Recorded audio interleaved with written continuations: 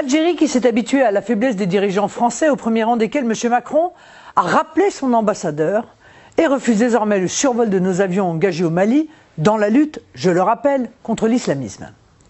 Cette dernière décision, grave pour la sécurité de nos pays respectifs et de l'Afrique, n'est pas acceptable et la France doit absolument s'exprimer à ce propos.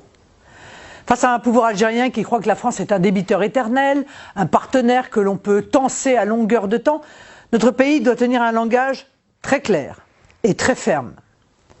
Emmanuel Macron, qui est décidément le président de tout et de son contraire, après avoir glorifié le régime algérien et pris le parti d'accabler la France par une injuste et inadmissible repentance, a pris sous la pression du calendrier électoral la décision de réduire les visas accordés à l'Algérie. Cette mesure n'avait que trop tardé et elle est bien insuffisante quand on connaît l'ampleur de l'immigration algérienne et les problèmes graves de communautarisme qu'elle entraîne chez nous.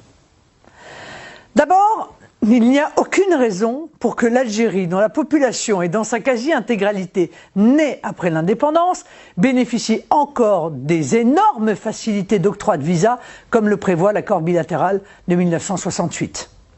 Il y a d'autant moins de raisons d'admettre ces octrois que de son côté, l'Algérie refuse d'accepter le rapatriement de ses ressortissants illégaux, délinquants ou simplement reconduits à la frontière au titre d'une OQTF, une obligation de quitter le territoire français.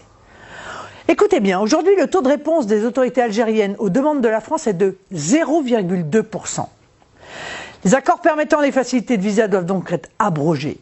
Les visas avec l'Algérie ne doivent plus être accordés tant que l'Algérie ne rapatrie pas chez elle ses ressortissants indésirables chez nous. C'est à la France de définir qui rentre chez elle et qui doit en sortir. Si ces arguments ne devaient pas suffire, je propose que la France remette en cause les autorisations de transfert d'argent que les ressortissants algériens envoient chaque année, 1,5 milliard tout de même, vers l'Algérie et qui ne participent donc pas à l'économie française.